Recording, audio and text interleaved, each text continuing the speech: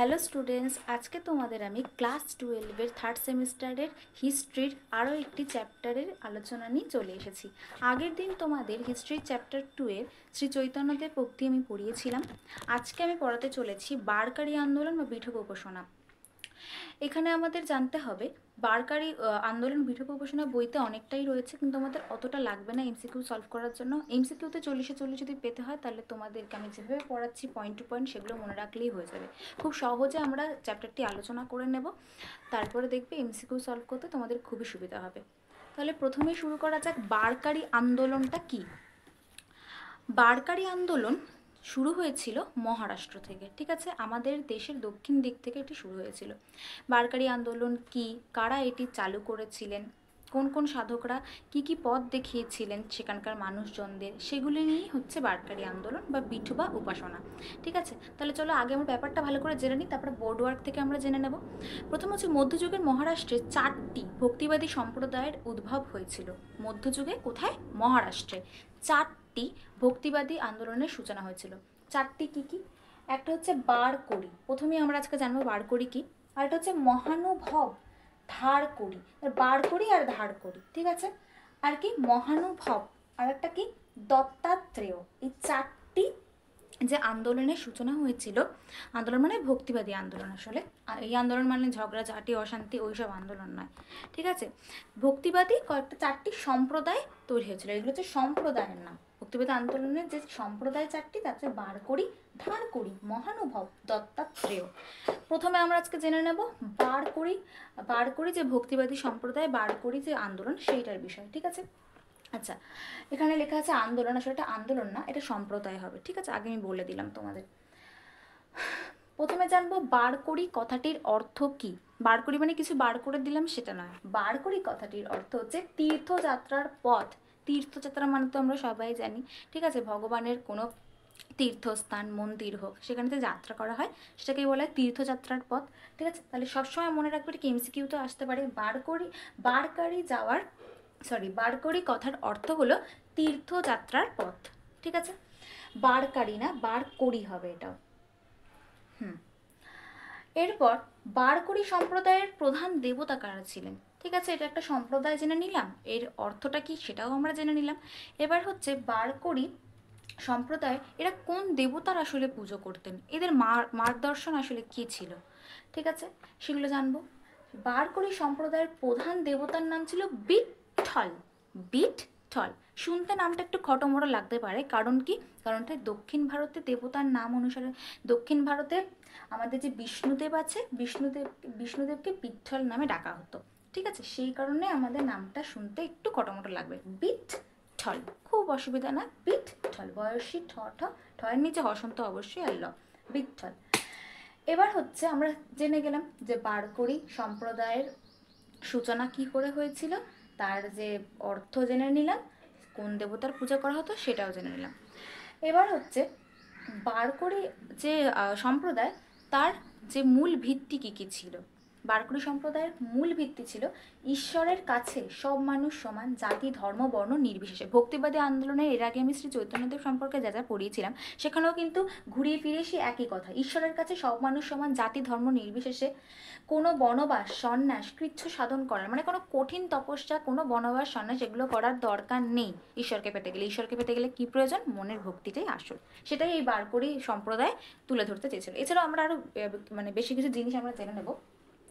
সেটা হচ্ছে বারকরি সম্প্রদায় মহারাষ্ট্রে গন্ধারপুরে অবস্থিত বিঠবা বা বিঠ্ঠু মন্দিরের কেন্দ্রস্থল, ঠিক আছে? সেখানকার মানুষজন একটি বিশেষ দিনে কি করে, এই মন্দিরটাতে গিয়ে পুজো দিয়ে আসে, ঠিক আছে? এখানে আছে এই সম্প্রদায়ের মানুষ প্রতি বছর গন্ধারপুরে গিয়ে বিঠোবাকে দর্শন করে আসে। তাহলে কোথায়? মহারাষ্ট্রের গন্ধারপুরে অবস্থিত বিঠোবা বা বিঠ্ঠু মন্দির হলো এই আন্দোলনের মূল কেন্দ্রস্থল, ঠিক আছে? সেখান থেকেই আসলে এই বারকরি সম্প্রদায় তৈরি হয়েছিল। সে এই বারকরি যে মহারাষ্ট্রের গন্ধারপুরে আছে বিঠবা বা বিঠ্ঠু মন্দির। বিঠবা বা বিঠ্ঠু মন্দির কোথায় আছে? মহারাষ্ট্রের গন্ধারপুরে। সেখান থেকেই মানুষজন বিঠবা, অর্থাৎ আমাদের ধর্মে যে বিষ্ণুদেবকে আমরা পুজো করি, সেই বিষ্ণুদেবেরই আরেকটা নাম হচ্ছে বিঠবা, সেটা মহারাষ্ট্রের গন্ধারপুর। খুব ইম্পর্টেন্ট, মোস্ট ইম্পর্টেন্ট। গন্ধারপুরে বিঠবা বা বিঠ্ঠু মন্দিরের কেন্দ্রস্থল রয়েছে। ঠিক আছে, সেখান থেকে মানুষজন পুজো বিশেষ বিশেষ দিনে পূজা অর্চনা করে বেরোতেন। এছাড়াও এই সম্প্রদায়ের 9 প্রকার ভক্তির কথা রয়েছে। 9 প্রকার ভক্তির কথা রয়েছে। কী কী সেই 9 প্রকার ভক্তির কথা দেখে নাও। শ্রবণ, কীর্তন, স্মরণ, পদসেবন, অর্চনা, বন্দনা, দাস্যভক্তি, সখ্য এবং সবশেষে আত্মনিবেদন। ঠিক আছে, তাহলে কী কী 9 প্রকার ভক্তি? শ্রবণ, কীর্তন, প্রথমে শুনতে হবে, তারপরে কীর্তন করতে হবে। স্মরণ, তারপরে সেগুলো যেগুলো শুনলো, যেগুলো কীর্তন করলো সেটাকে মনে করতে হবে, স্মরণ। পদসেবন, এখানে শ্রী বিষ্ণুরই হয়তো পদসেবনের কথা বলা হয়েছে, পদসেবার কথা বলা হয়েছে। তারপর পদসেবা করতে হবে, অর্চনা করতে হবে, বন্দনা করতে হবে, দাস্য ভক্তি করতে হবে, মানে একদম ভগবান দাস মানতে হবে নিজেদের, সেজন্য বলেছে দাস্য ভক্তি। সখ্য, ভগবানের সাথে বন্ধুত্ব করে নিতে হবে। আর একটা কি? আত্মনিবেদন, নিজেকে ভগবানের প্রতি পুরোপুরি সমর্পণ করতে হবে। তাহলে বারকরি সম্প্রদায়টা কি আমরা ছোটভাবে জেনে নিলাম, আর একবার আমরা একটু সামারি করে নেব। সেটা কি হচ্ছে, বারকরি সম্প্রদায় কোথায় গড়ে উঠেছিল? মহারাষ্ট্রে। মহারাষ্ট্রের কোথায় এর কেন্দ্রস্থল ছিল? মহারাষ্ট্রের গন্ধারপুরে অবস্থিত একটি মন্দির, যেটা কিনা বিঠবার মন্দির। বিঠবা মানে কি? বিষ্ণুদেবের মন্দির। বারকরি সম্প্রদায়ের মানুষজন কার পূজা করতেন? বিঠবা। বিঠবা মানে কি? বিষ্ণুদেবের পূজা করতেন। এরপর এই সম্প্রদায়ের মূল ভিত্তি কী ছিল? ঈশ্বরের কাছে সব মানুষ সমান, জাতি ধর্ম নির্বিশেষে সকল মানুষকে একচোখে দেখতে হবে। ঈশ্বরকে পাওয়ার জন্য কোনো উপবাস, বনবাস, তীর্থযাত্রা এগুলোর কোনো প্রয়োজন নেই।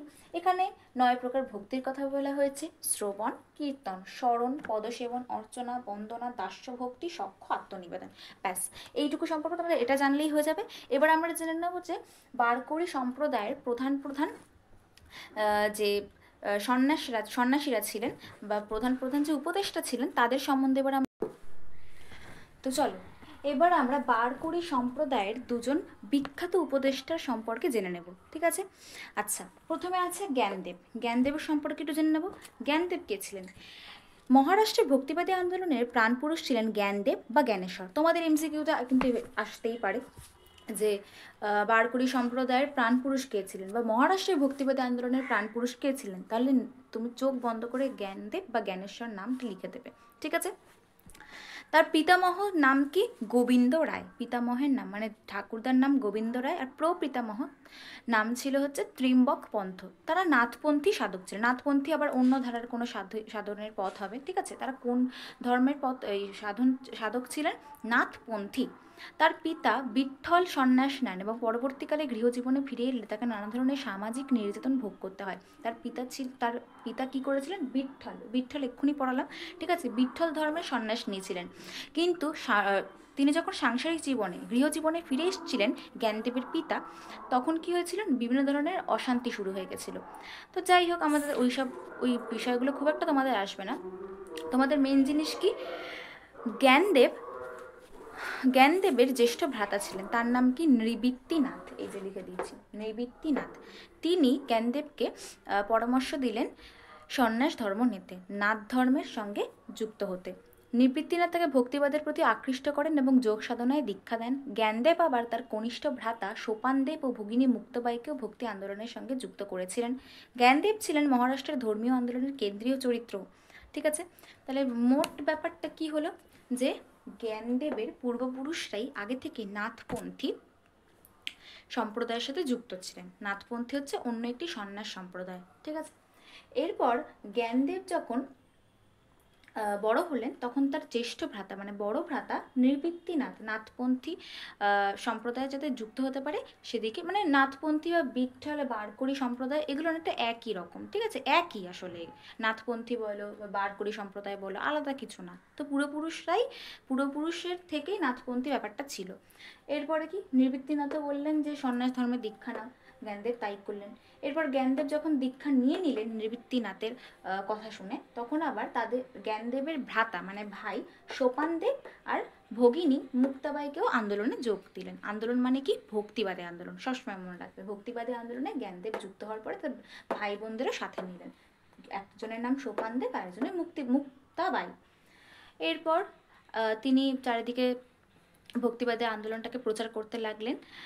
এর সাথে সাথে কি, ওই যে একই বিষয়, আমি আর জিনিসটা নতুন করে লিখিনি, জাতিভেদ প্রথার যাতে সমাজে আর মানে বাড়তে না পারে, এছাড়াও যাতে গরিব বড়লোক যে ভেদাভেদ সেটা না হয়, ঈশ্বরকে পেতে গেলে সবসময় যোগ সাধনা করতেই হবে, অনেক কঠোর তপস্যা করতে হবে, এইসবে তিনি বিরোধী ছিলেন। সবসময় ভক্তি হচ্ছে ঈশ্বরকে পাওয়ার মাধ্যম, এটিও জ্ঞানদেব প্রচার করতেন। আমি লিখলাম না, সবাই এই একই রকমই কথা বারবার বারবার করে বলেছেন, ঠিক আছে? আলাদা কিছু হলে সেটা আমি লিখে দেবো।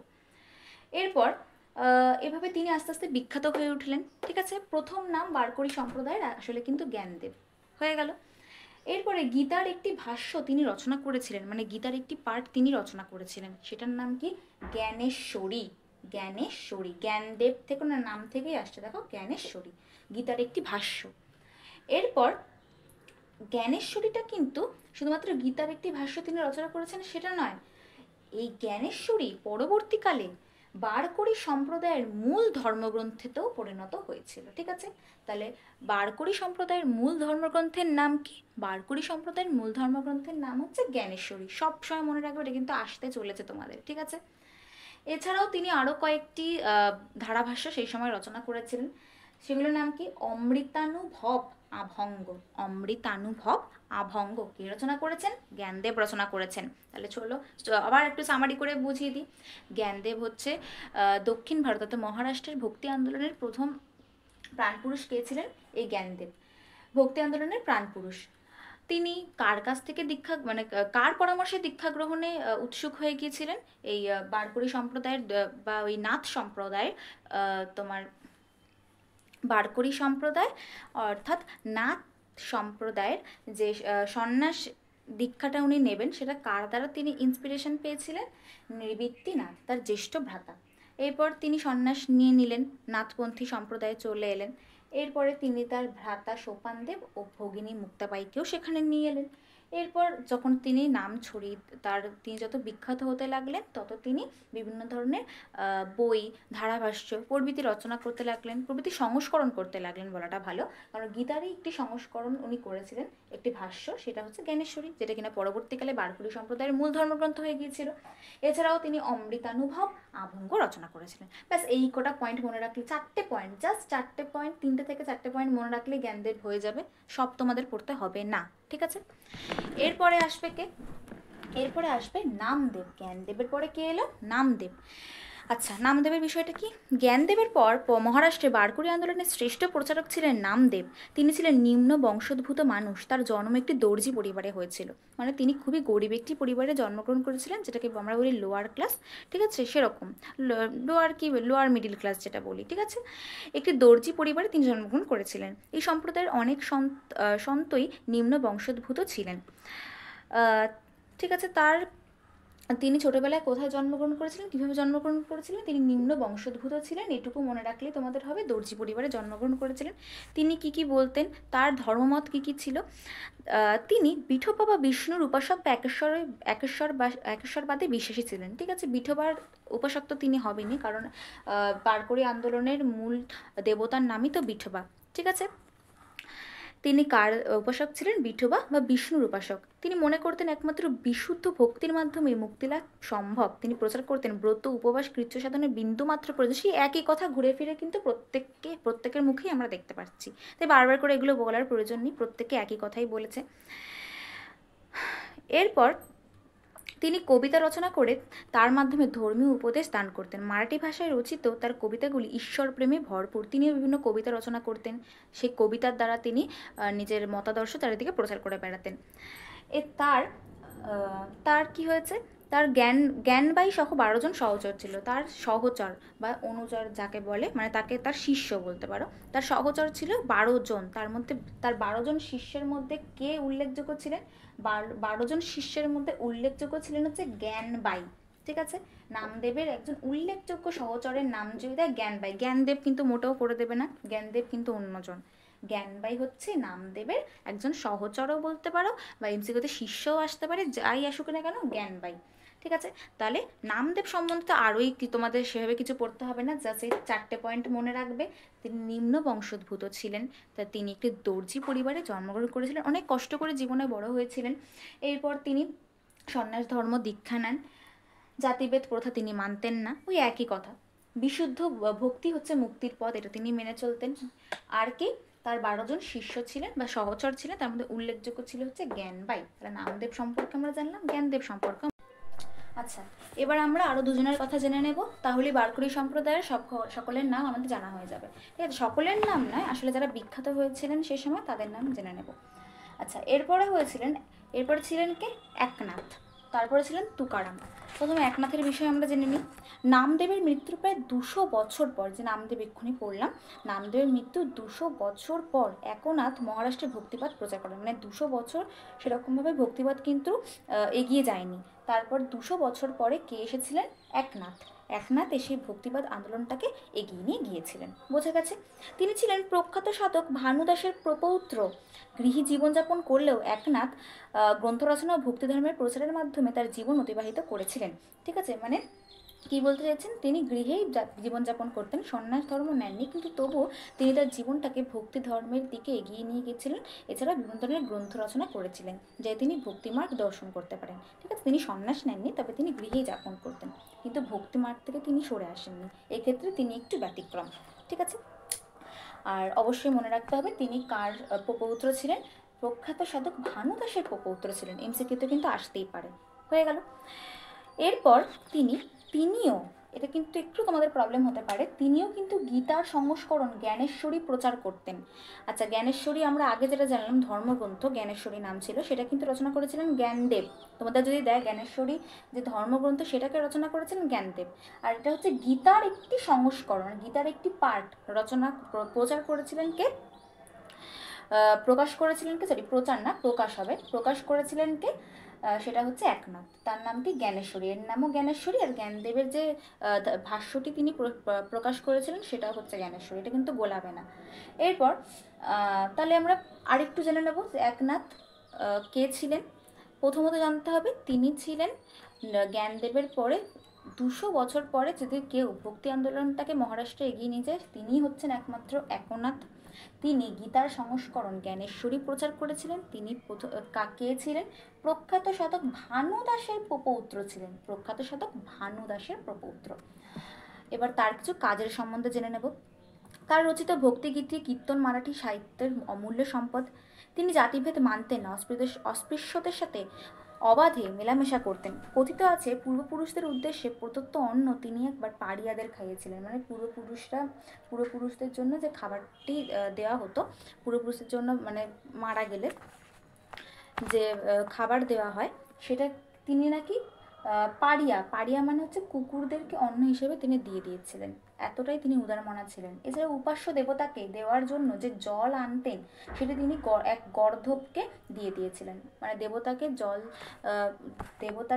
যে জল তিনি প্রদান করতেন, সেই জলটাই নাকি একজন গর্ধবকে তিনি খাইয়ে দিয়েছিলেন। এগুলো হচ্ছে ওনার করা কিছু কাজের কথা। ঠিক আছে, তাহলে একনাথ সম্পর্কে সব ক্লিয়ার হলো।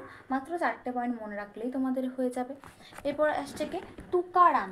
ভারতের অন্যতম শ্রেষ্ঠ ভক্ত কবি ছিলেন তুকারাম। ইনিও খুবই গরিব একটা ফ্যামিলি থেকে বিলং করতেন। একটা চাষি পরিবারে তার জন্ম হয়েছিল। হিন্দু ধর্মের আচার আচরণ যাগযজ্ঞ থেকে সরে তিনি শুধু ভক্তি ও প্রেমের পথ বেছে নেন। ওইটা সকলের মতাদর্শ এই বারকরি সম্প্রদায় কিন্তু একই। আমি বারবার করে এই কথাটা বলছি না। তিনি চাষি পরিবারে জন্মগ্রহণ করেছিলেন এবং ভারতের এক বিখ্যাত শ্রেষ্ঠ ভক্তকবি তিনি ছিলেন। ভক্তিমূলক কবিতা ও গান মহারাষ্ট্রে খুবই জনপ্রিয় ছিল। এনার সম্বন্ধে বিশেষ কেউ জানা যায় না। এই 3টে জিনিস তোমাদের মনে রাখলেই হয়ে যাবে। তার মধ্যে এই যে 3 নম্বর, যেটা হিন্দু ধর্মের আচার আচরণ থেকে সরে এসে তিনি ভক্তির পথেই অবলম্বন করেছিলেন, এটা তো আমাদের জানা কথা। আর এই 2টো জিনিস মূলত জানলেই এনার বিষয় কমপ্লিট। তাহলে বারকরি সম্প্রদায় এখানেই কমপ্লিট। আর তোমাদের বইতে 2টো সম্প্রদায়ের কথা রয়েছে, একটা হচ্ছে ধারকরি সম্প্রদায় আর একটা হচ্ছে মহানুভব সম্প্রদায়। এটা এই বিষয়ে আলোচনা করার পরেই আজকে ভিডিওটি শেষ করব। এবার করব মহানুভব সম্প্রদায়। মহারাষ্ট্রের ভক্তিবাদী আন্দোলনের আরেকটি শাখা ছিল মহানুভব সম্প্রদায়। প্রথম সম্প্রদায় কে ছিল? বারকরি সম্প্রদায়। আর একটা সম্প্রদায় কে ছিল? মহানুভব সম্প্রদায়। এই সম্প্রদায়ের প্রতিষ্ঠাতা কে ছিলেন? চক্রধর গোস্বামী। ঠিক আছে, তিনি গুজরাটের ভারুচ অঞ্চলের সমবেদীয় ব্রাহ্মণ পরিবারে জন্মগ্রহণ করেছিলেন। গুজরাটের ভারুচ অঞ্চলের সমবেদীয় ব্রাহ্মণ পরিবারে চক্রধর স্বামীর জন্ম হয়। জন্মসূত্রে গুজরাটি হলেও তিনি মারাঠি আর সংস্কৃত ভাষায় গ্রন্থাদি রচনা করতেন আর প্রচার কার্য চালাতেন। তো জন্মসূত্রে যেহেতু উনি মহারাষ্ট্রের মানুষ, জন্মসূত্রে উনি গুজরাটি হয়েছিলেন, মানে সরি উনি ছিলেন গুজরাটের মানুষ, তাই উনি গুজরাটি ছিলেন, কিন্তু তবুও মারাঠি ভাষা সংস্কৃত ভাষায় দক্ষ ছিলেন এবং সেই ভাষায় অনেকগুলি কাব্য তিনি লিখেছিলেন। তার উপাস্য দেবতা কে ছিলেন? শ্রীকৃষ্ণদেবকে উনি মানতেন। তিনি বলতেন দেহ নয় আত্মার কথা চিন্তা করতে। এই যে দেহ নয়, তার বিখ্যাত বাণী কি? দেহ নয় আত্মার কথা চিন্তা করতে। এরপর ঈশ্বর আমার এবং আমি ঈশ্বরের, আর একটা তার উল্লেখযোগ্য বাণী কি? ঈশ্বর আমার, আমি ঈশ্বরের। আর একটা কি? দেহ নয় আত্মার কথা চিন্তা করতে। 1263 খ্রিস্টাব্দে মহানুভব সম্প্রদায়ের তিনি প্রতিষ্ঠা করেন। কত সালে কে মহানুভব সম্প্রদায় তৈরি করেন? চক্রধর স্বামী 1263 খ্রিস্টাব্দে মহানুভব সম্প্রদায় প্রতিষ্ঠা করেন। এই সম্প্রদায়ের সাধনার পথ ছিল অহিংসা, ব্রহ্মচর্য, সন্ন্যাস ও ভক্তি। এরা নিরামিষাশী ছিলেন এবং সর্বপ্রকার নেশা, মদ্যপান, মিথ্যাচার থেকে বিরত থাকতেন। এদের কাজগুলো, ভাবানুবেগ সব কিন্তু একই, ঠিক আছে? আমি আগেও বলেছি, একটা মুখস্থ করলে হয়ে যাবে। শুধু কি এনারা নিরামিষ খেতেন, নেশা, মদ্যপান, মিথ্যাচার এনারা করতেন না, ব্রহ্মচর্য, সন্ন্যাস এরা মেনে চলতেন। এছাড়াও মিথ্যাচার, মূর্তি পূজা প্রভৃতি জাতিভেদের বিরুদ্ধে ছিলেন, একই সেম কথা।